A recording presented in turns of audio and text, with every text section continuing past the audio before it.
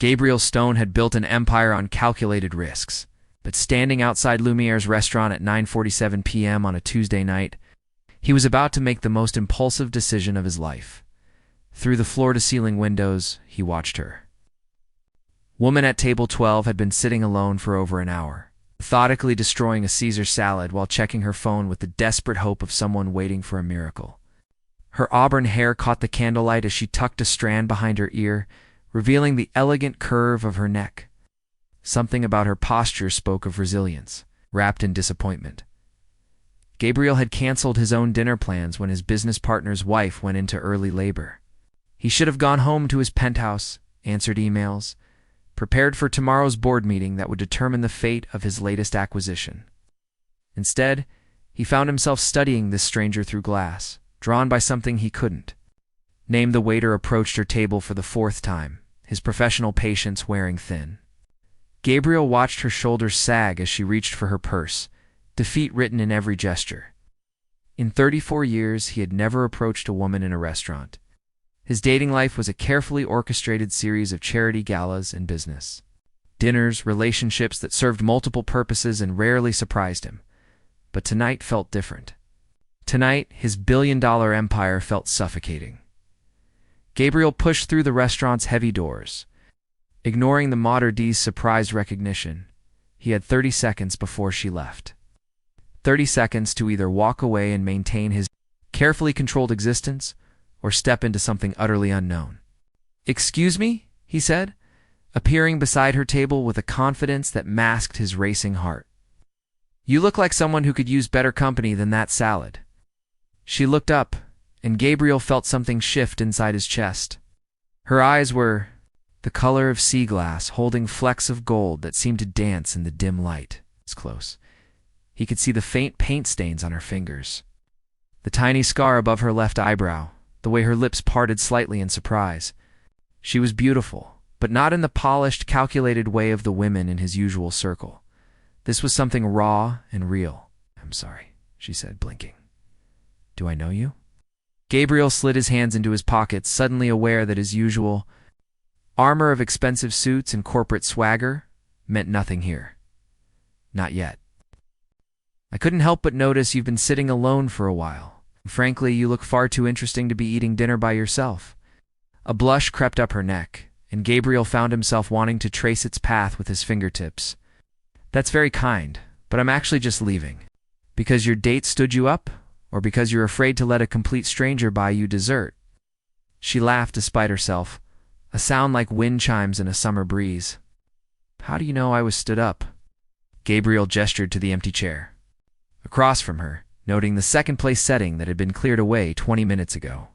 "You've been checking your phone every 5 minutes, ordered the lightest thing on the menu, and you keep glancing at the door like you're expecting someone who's never going to show? You're very observant." She studied his face with an intensity that made him feel exposed. "Are you always this forward with strangers?" "Never," Gabriel said, and the honesty in his voice surprised them both. "But I'm also very hungry. The kitchen's about to close and I missed my reservation. So really, you'd be doing me a favor." She hesitated, and Gabriel held his breath. In boardrooms, he commanded attention with a single gesture. He could convince investors to bet millions on his vision, persuade competitors to sell their companies, negotiate deals that reshaped entire industries. But this woman's decision felt more important than any of those victories. "I don't usually talk to strangers," she said finally. "Then let's fix that. I'm Gabriel Stone. I work in technology. I have an irrational fear of elevator music, and I make the best coffee you've ever tasted." "Your turn." Despite her earlier disappointment, she smiled. "Emma Rosewood. I'm an interior designer. I collect vintage teacups, and I'm apparently terrible at picking men to date." "Well, Emma Rosewood," Gabriel said, his heart hammering against his ribs, "would you give me a chance to prove that not all men are disappointments?" The moments stretched between them, loaded with possibility. Through the windows, Manhattan glittered like scattered diamonds. But Gabriel only had eyes for the woman considering his offer. Everything he had built, every success that had defined him, faded into background noise. Emma gestured to the empty chair, and Gabriel felt something fundamental shift in his world. As he sat down, he realized he was crossing a line he could never uncross. For the first time in years, Gabriel Stone was exactly where he wanted to be. Gabriel flagged down the waiter with practiced ease, though inside, his composure was fracturing. "Could we see the dessert menu, and perhaps a bottle of your best champagne?" "We're celebrating?" Emma asked, amusement dancing in her eyes. "The fact that you didn't run away," Gabriel said, surprised by his own vulnerability. "That's become rarer than you might think." As they waited for their order, Gabriel found himself telling Emma things he hadn't shared with anyone. It's not about his wealth or business empire, but about the small disasters that made him human. How he'd once given a presentation to his board of directors while his office coffee maker exploded in the background, setting off fire alarms 3 times. Emma's laughter filled the space between them, genuine and infectious. When she wiped tears from her eyes, Gabriel felt something dangerous blooming in his chest. He had forgotten what it felt like to be seen as just a man, not a net worth or a business opportunity. "What kind of technology company do you run?" Emma asked, leaning forward with genuine curiosity. Gabriel's champagne glass paused halfway. To his lips? This was the moment where most conversations shifted, where women's expressions changed from interest to calculation. Software development, mostly. "We create systems that help businesses run more efficiently. Nothing too exciting." "You're being modest," Emma said. But before she could press further, the waiter arrived with a towering chocolate soufflé and 2 glasses of Dom Perignon. "2 unexpected encounters," Gabriel said, raising his glass, grateful for the interruption. "To not eating dinner alone," Emma replied, clinking her glass against his. The evening unfolded like a fever dream. Gabriel found himself sharing stories about his travels, his secret obsession with cooking shows, his love of architecture. In return, Emma painted vivid pictures of her work transforming spaces, her complicated relationship with her perfectionist mother, her theory that the best restaurants were always hidden in the most unexpected places. When she described her dream of opening her own design firm, her eyes lit up with an ambition Gabriel recognized in himself. But there was something different about Emma's hunger for success. It wasn't about conquering or dominating. It was about creating beauty, making people feel at home in their own lives. "I should probably get going," Emma said as they finished their 2nd bottle of champagne. "Early client meeting tomorrow?" Gabriel stood immediately, though every instinct screamed at him to find a reason to keep her here, of course. "Can I walk you out?" Outside, the November air bit at their skin, sobering and electric. Gabriel hailed a taxi, but as the yellow cab approached, he turned to Emma with an expression that felt stripped bare. "I know this might sound forward," he said, "but I haven't enjoyed an evening this much in years. Would you like to have dinner again tomorrow night? Somewhere with actual food this time?" Emma's breath misted in the cold air as she considered his offer. Gabriel felt his carefully constructed world hanging in the balance. "I don't know," she said finally. "I barely know you." "That's the point," Gabriel said softly, stepping closer. He could smell her perfume, something warm and complex that reminded him of vanilla and rain. "I'd like to change that if you'll let me." The taxi pulled up to the curb, its engine idling impatiently. Gabriel opened the door, and as Emma slid into the back seat, she looked up at him with something that might have been trust. She said, and Gabriel's heart performed acrobatics. 7 o'clock? "I'll pick you up at 7, Gabriel confirmed, memorizing the address she gave him. As the taxi pulled away, Gabriel stood on the sidewalk until the red taillights disappeared around the corner. The November wind whipped through his hair, but he barely felt the cold. For the first time in years, he felt fully alive. Back in his penthouse 40 minutes later, Gabriel poured himself a scotch and stared out at the city lights. His reflection stared back from the floor-to-ceiling windows, and he hardly recognized the man looking back at him.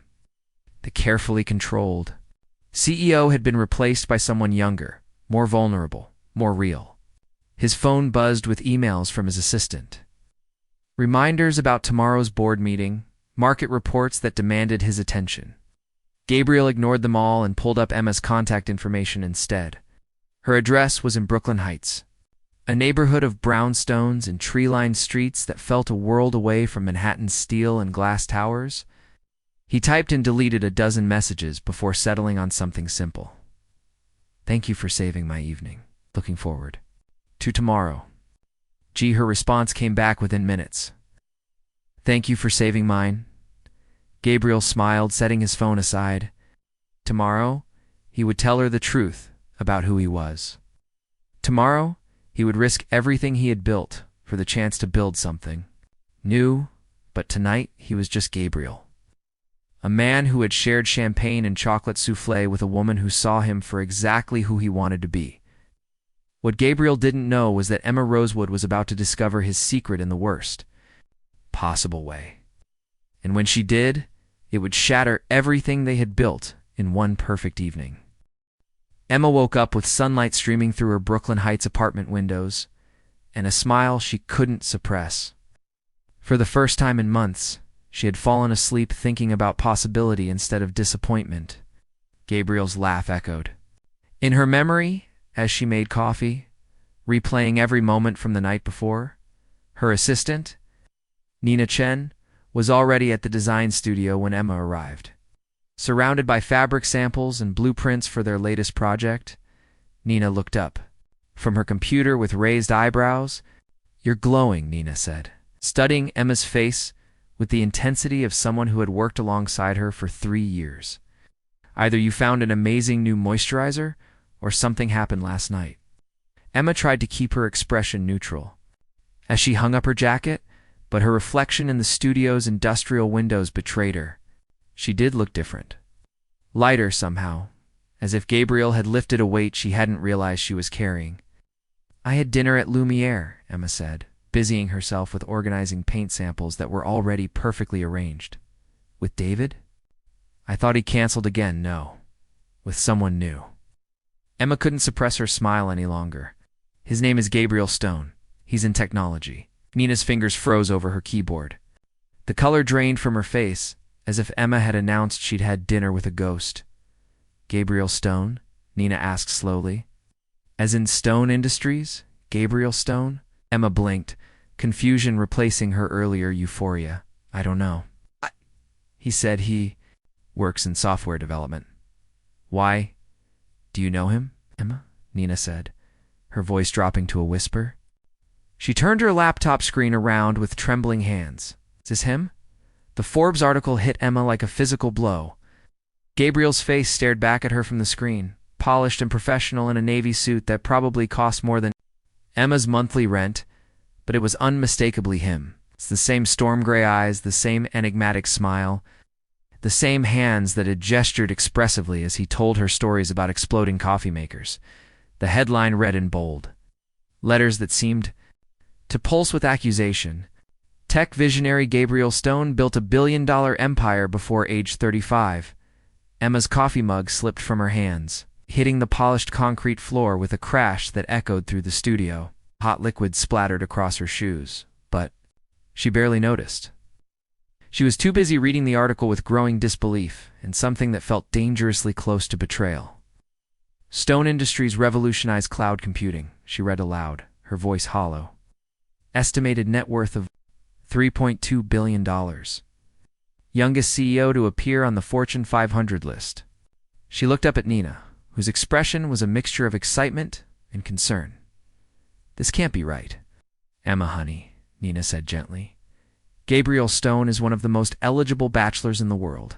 He's been on magazine covers, dated actresses, and supermodels. There are entire websites dedicated to tracking his romantic life." Emma sank into her desk chair, her legs suddenly unable to support her. The man who had seemed so genuine, so refreshingly normal, was apparently anything but. The simple black button-down shirt and dark jeans that had made him seem approachable now felt like a costume. A carefully constructed facade designed to hide his true identity. "Why wouldn't he tell me?" Emma whispered, more to herself than to Nina. "Maybe he was trying to have a normal evening," Nina suggested, though her tone suggested she didn't believe it herself. "Rich guys probably get tired of women throwing themselves at them for their money." Emma's phone buzzed on her desk. A text from Gabriel. Looking forward to tonight. Any preferences for dinner? Emma stared at the message, her thumb hovering over the screen. Last night, she would have responded immediately. Maybe suggested that little Italian place in her neighborhood, with the checkered tablecloths and candles stuck in wine bottles. Now, she couldn't shake the image of Gabriel in that Forbes photo, surrounded by luxury that made her entire world seem small and insignificant. "What are you going to do?" Nina asked, reading over Emma's shoulder. Emma thought about Gabriel's laugh when she'd told him about her vintage teacup collection. She remembered how carefully he'd listened when she described her dream of opening her own firm, never once suggesting it was too small or unimportant. She thought about the way he'd opened the taxi door for her, how he'd stood on the sidewalk, until she was out of sight.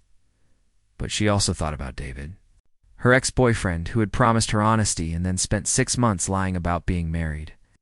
She thought about every man who had seemed perfect until she discovered the truth they were hiding. She thought about how foolish she felt, sitting in her modest studio apartment, believing that a billionaire could be genuinely interested in an interior designer from Brooklyn. "I don't know," Emma said, setting her phone face down on her desk. "I honestly don't know." The morning passed in a haze of client calls and fabric selections, but Emma's mind kept drifting to Gabriel. By lunch, she had Googled him 17 times, each search result making him seem more distant and unattainable. Photos of him at charity galas, business summits, yacht parties in the Mediterranean. Women draped on his arm who looked like they belonged in magazines. At 3 p.m., her phone rang. Gabriel's name appeared on the screen, and Emma's heart performed that same dangerous flutter from the night before. She let it go to voicemail, then immediately regretted her cowardice. The voicemail was brief. "Hi, Emma. It's Gabriel. I was just calling to confirm tonight and see if you had any dietary restrictions I should know about. I'm looking forward to seeing you again." There was a pause, then a softer tone. "Last night was really special. I hope you felt it too." Emma closed her eyes, remembering the way his voice had sounded across the table from her. Warm, genuine, completely present.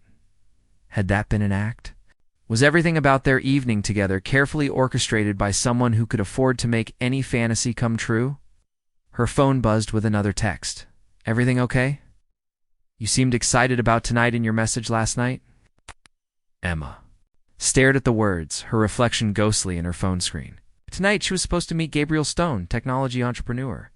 Instead, she would be meeting Gabriel Stone, billionaire, whose world was so far removed from hers that they might as well be living on different planets. The question was whether she was brave enough to find out which version of him was real. Gabriel arrived at Emma's Brooklyn Heights address at exactly 7 o'clock, carrying a single white orchid instead of the elaborate bouquet his assistant had suggested. I had spent the day in back-to-back meetings, but his mind kept drifting. To Emma's laugh, the way she'd tucked her hair behind her ear when she was thinking, the paint stains on her fingers that spoke of a life spent creating beauty. The brownstone was everything he had imagined. Tree-lined street, wrought iron railings.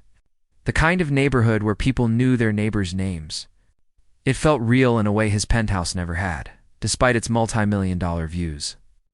Emma opened the door before he could knock, and Gabriel's breath caught. She wore a simple black dress that hugged her curves without trying too hard. Her auburn hair loose around her shoulders. But something was different. The warmth in her sea-glass eyes had been replaced by something cooler, more guarded. "Hi," she said, not quite meeting his gaze. "Hi yourself," Gabriel replied, offering her the orchid. "You look beautiful." Emma accepted the flower, her fingers brushing his for just a moment. Even that brief contact sent electricity up Gabriel's arm. "Thank you. It's lovely." But her voice was different too. Polite but distant. As if she was speaking to a stranger instead of the man who had made her laugh until she cried just 24 hours ago. Gabriel followed her inside, noting the carefully curated space that reflected Emma's eye for design. Vintage furniture mixed with modern pieces, plants in every corner, books stacked on surfaces like old friends. On her coffee table, he spotted a laptop open to what looked like a business plan. "Your place is incredible," Gabriel said, meaning it. "You have an amazing eye." "Thank you," Emma said again, that same polite tone that was starting to worry. Him.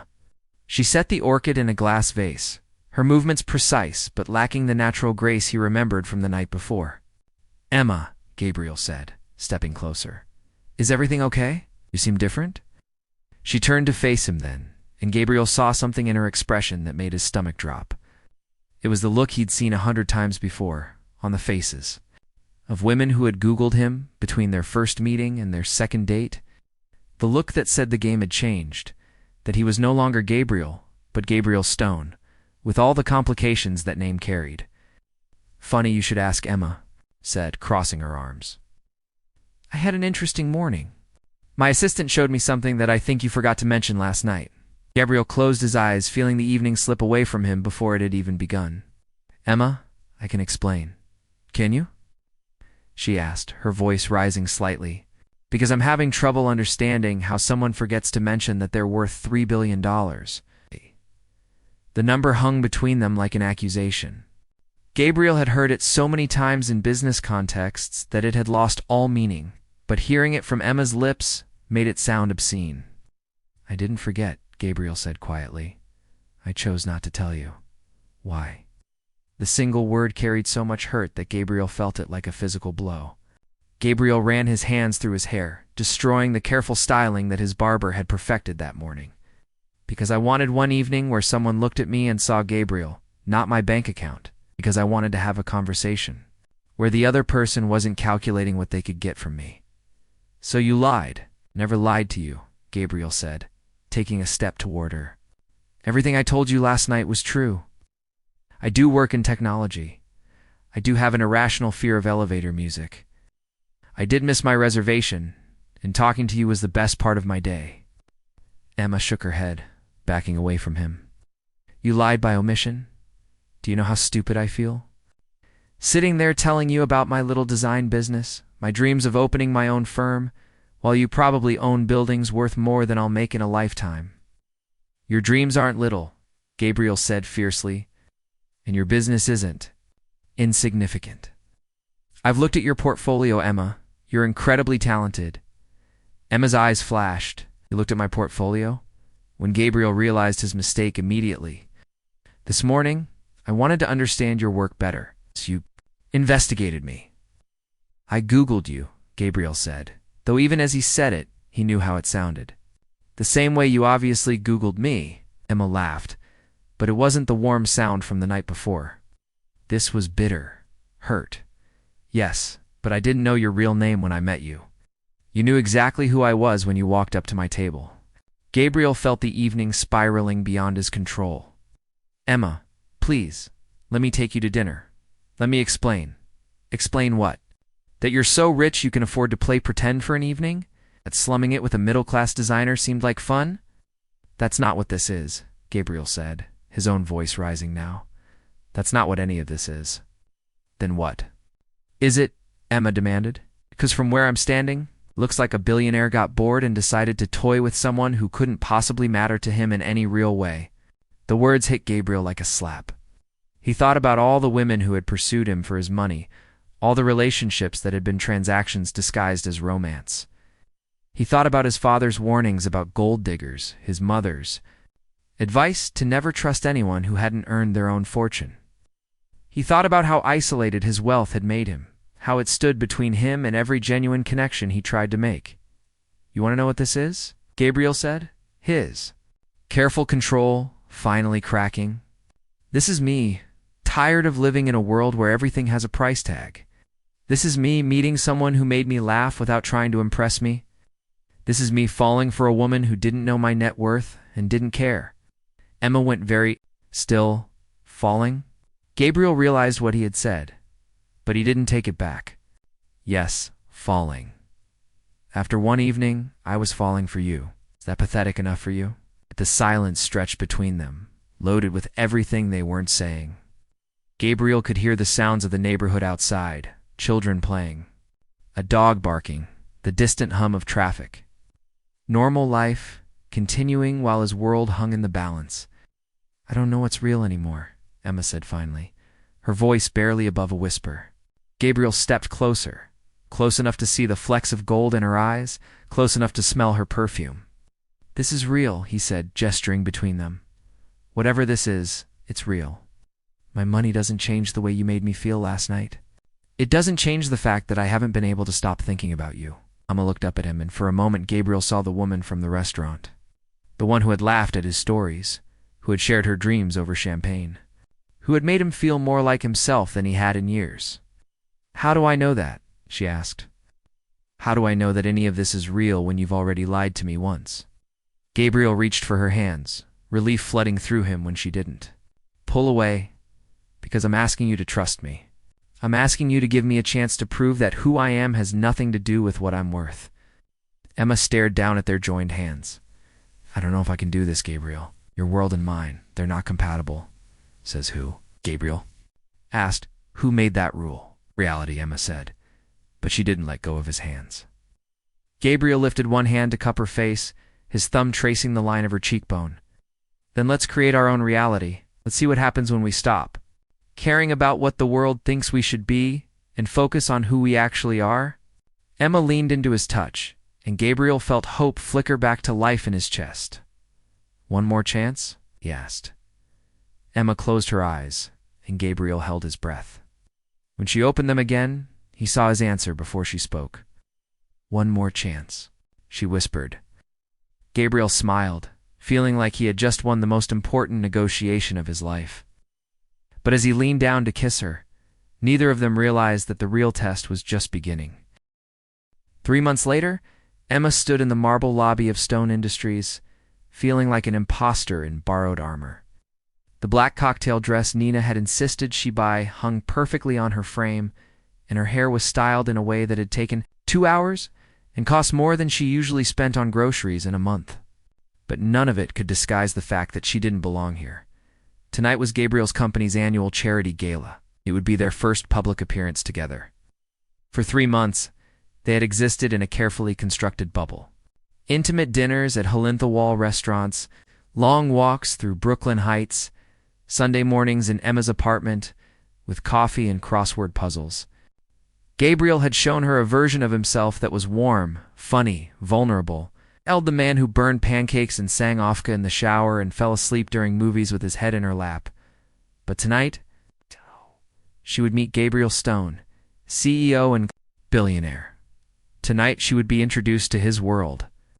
"You look terrified," Gabriel said, peering beside her in a tuxedo that had probably been tailored specifically for his body.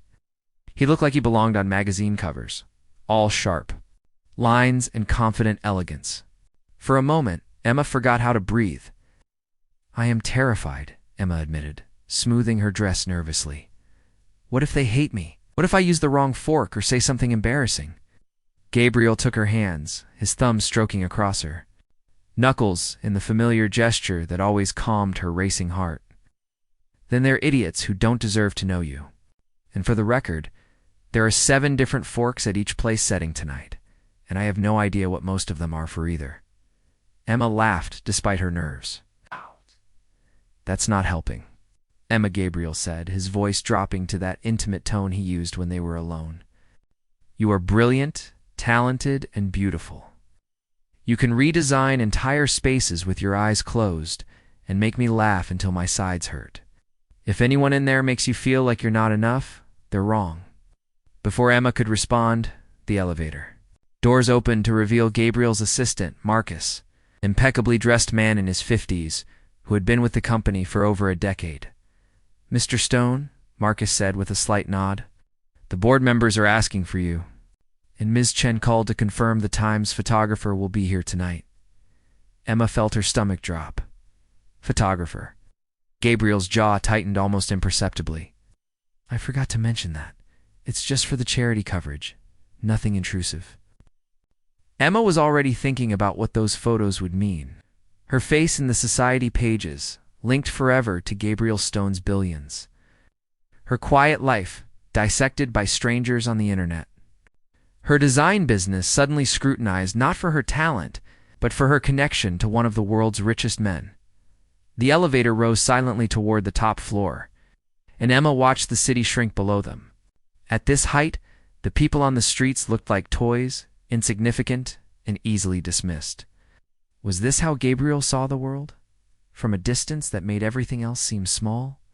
The ballroom was a study in elegant excess, crystal chandeliers cast prismatic light across walls lined with original Picassos and Monets. Women in designer gowns glided across marble floors, their jewelry catching the light like trapped stars. Men in tuxedos discussed mergers and acquisitions with the casual air of people for whom millions were merely numbers on a spreadsheet. Emma had designed beautiful spaces before. But this was beauty as a weapon, meant to intimidate and exclude. Rather than welcome and inspire, Gabriel. A woman's voice cut through the classical music. Emma turned to see a stunning blonde approaching them, her smile sharp as a blade. "I heard rumors that you were bringing someone tonight. I had to see. For myself," Victoria Gabriel said with polite coolness. "Emma, this is Victoria Ashworth. Victoria Emma Rosewood." Victoria's handshake was brief and calculated, her eyes scanning Emma like she was appraising furniture. Interior designer, right? How quaint. Aesthetic choices lately. The implication was clear. Emma was decorative, temporary, interchangeable. Heat rose in Emma's cheeks, but before she could respond, Gabriel's hand tightened on her waist. "Emma is incredibly talented," Gabriel said, his voice carrying a warning. "She's transforming the Meridian Hotel project. Perhaps you've heard of it." Victoria's smile faltered slightly. The Meridian was a $50 million renovation that had been featured in Architectural Digest. Of course, well, I'm sure it's lovely work. As Victoria glided away, Emma felt the weight of dozens of eyes. On her conversations paused as she passed, resuming in whispers once she was out of earshot. She caught fragments. "That's her? Interior designer? How long do you think it will last?" "I need some air," Emma murmured to Gabriel. "Of course. The terrace is this way." But as they moved toward the doors, a photographer stepped into their path. Flashbulbs exploded in Emma's face, leaving her momentarily blinded. "Mr. Stone, can you tell us about your companion tonight? Gabriel? Is this serious? How long have you been dating?" Gabriel's arm tightened around Emma protectively. "No comment," he said firmly, steering her toward the terrace. Outside, the November air was sharp and clean after the perfumed atmosphere of the ballroom. Emma gripped the stone railing, trying to steady herself. "That was horrible," she said. "They're jackals," Gabriel said, loosening his bow tie. "I should have prepared you better." Emma turned to look at him, this man she had fallen in love with despite every rational thought in her head. In the moonlight, he looked like the Gabriel she knew. But inside that ballroom, he had transformed into someone else. Someone who belonged to that world of sharp smiles and sharper assessments. "Gabriel," she said slowly, "I need to ask you something, and I need you to be completely honest with me. Anything. If I hadn't been sitting alone in that restaurant 3 months ago, if you had met me at a charity gala just like tonight, would you have noticed me?" Gabriel was quiet for a long moment, and Emma knew she had her answer before he spoke. "Emma, that's not fair. It's a yes or no question." Gabriel ran his hands through his hair, destroying his perfect styling. "No," he said finally, "probably. Not because you're not amazing. Because I would have seen you as part of that world, and I was so tired of that world." Emma nodded, feeling pieces click into place. "So, you fell in love with the idea of me? The normal girl who didn't know who you were, the escape from your real life." "That's not true," Gabriel said fiercely. "I fell in love with you. Your laugh, your passion, the way you see beauty everywhere, the way you make me feel like the best version of myself." "But that version of yourself doesn't exist in there," Emma said, gesturing toward the ballroom. "In there you're Gabriel Stone, billionaire CEO, and I'm the interior designer who got lucky. I don't care what they think." "But I do," Emma said, tears stinging her eyes. "I care because that's your world, Gabriel. Those are your friends, your business partners, your life. And I will never fit into it." Gabriel stepped closer, his hands framing her face. "Then I'll leave it. We'll build something new. Just us." Emma's heart broke a little at the desperate sincerity in his voice. "You would resent me for it eventually. Maybe not next year, or the year after that, but someday you'd wake up and realize what you gave up for me." Never, Gabriel said, but Emma could see the uncertainty flickering behind his eyes. Your company employs 12,000 people. Your foundation funds education programs in 30 countries. You're changing the world, Gabriel. Can't ask you to walk away from that. You're not asking. I'm offering. Emma stepped back, out of his reach. Because you think it's the only way to keep me. But it's not a choice between your world and me. Gabriel, it's a choice between who you really are and who you think you need to be to deserve love. Gabriel stared at her, and Emma saw the moment her words hit home. The man I fell in love with, she continued, doesn't need to choose between success and happiness. He doesn't need to hide who he is or apologize for what he's built. Just needs to find someone who loves all of him, not just the parts that are convenient. That's you, Gabriel said desperately. You love all of me. Emma smiled through her tears. I love the man who burns pancakes and sings in the shower. I love the man who listens to my dreams like they matter. But I also need to love the man who built an empire, who commands boardrooms, who belongs in that ballroom. Right. Now I don't know how to do that. Silence stretched between them, filled with the sounds of the city far below. Inside the ballroom, the party continued without them, a glittering world that would spin on regardless of their decision. So what are you saying? Gabriel asked finally. Emma took a shaky breath. I'm saying that we both have some growing to. Do you need to figure out how to be Gabriel Stone without apologizing for it? And I need to figure out who Emma Rosewood is when she's not afraid of being judged. That sounds like goodbye. It sounds like see you later, Emma corrected. If we're meant to be together, Gabriel, we'll find our way back to each other. But we need to do it as whole people, not as two halves trying to complete each other. Gabriel nodded slowly, understanding dawning in his eyes. How long? I don't know, Emma said honestly. Maybe 6 months, maybe a year, maybe forever. It's terrifying. Emma stepped closer and kissed him softly, pouring all her love and hope and heartbreak into the gesture. The best things usually are. When she pulled away, Gabriel's eyes were bright with unshed tears. I'm going to miss you every day. Good, Emma said with a watery smile. That means it mattered. Emma left him standing on the terrace, silhouetted against the glittering city he commanded. As she walked away, she heard the ballroom doors open. Behind her, the sounds of the party spilling into the night. Gabriel Stone was returning to his world, and Emma Rosewood was returning to hers. But something had changed for both of them. Gabriel would never again hide from who he was, and Emma would never again doubt her own worth. They had loved each other enough to let go, trusting that love would find a way to bring them back together when they were ready. 6 months later, Emma opened the doors to Rosewood Design Studio, her own firm in a converted warehouse in Dumbo. The space was everything she had dreamed of, filled with light and possibility. As she arranged vintage teacups on the windowsill, she heard footsteps on the stairs. Gabriel appeared in the doorway, no longer hiding behind expensive suits or false modesty. He wore jeans and a sweater, his hair slightly mussed from the November wind. In his hands, he carried a single white orchid. I heard you opened your own place, he said, his voice carrying all the warmth and vulnerability she remembered. I did, Emma said, her heart racing. Forbes wrote an article about it. Called me one of the city's most promising young designers. Gabriel smiled. I may have had something to do with that. I know a guy. Gabriel Stone, using his influence to help a former girlfriend?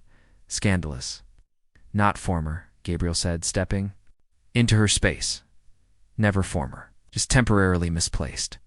Emma laughed, the sound echoing through her beautiful new studio. So what now? Now, Gabriel said, closing the distance between them, we try again, as who we really are this time. And who are we really? Gabriel cupped her face in his hands, his thumbs stroking across her cheekbones. You're Emma Rosewood, brilliant designer and owner of the most innovative studio in Brooklyn.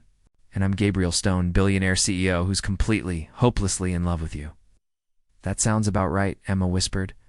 When Gabriel kissed her this time, it tasted like new beginnings and second chances, like two people who had learned that love wasn't about completing each other, but about choosing each other, completely and without reservation. Outside, Brooklyn Heights sparkled in the afternoon sun. And inside Emma's studio, two people